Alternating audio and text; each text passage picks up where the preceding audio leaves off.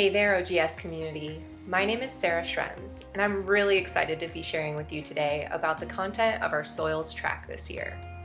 The Soils track is always one of the most popular tracks, and I think that's because our growers really understand the importance of soil health and its connection to our health and the health of our planet. Mark Dempsey, the Farm Services Coordinator at Carolina Farm Stewardship Association, has been organizing this track for many years, and we've all benefited from his incorporation of both the micro understanding of soil composition as well as the macro of what growers truly need to know regarding soil chemistry and management. Mark is also speaking in the track with the Soils 101 session, which is essential for anyone looking to understand how the properties of soil interact and how to manage for both healthy soil and healthy plants.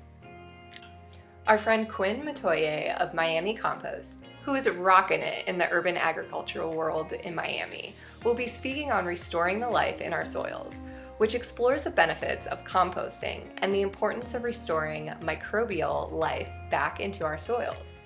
You'll be guided on how to construct a vermicompost system with materials in your own backyard.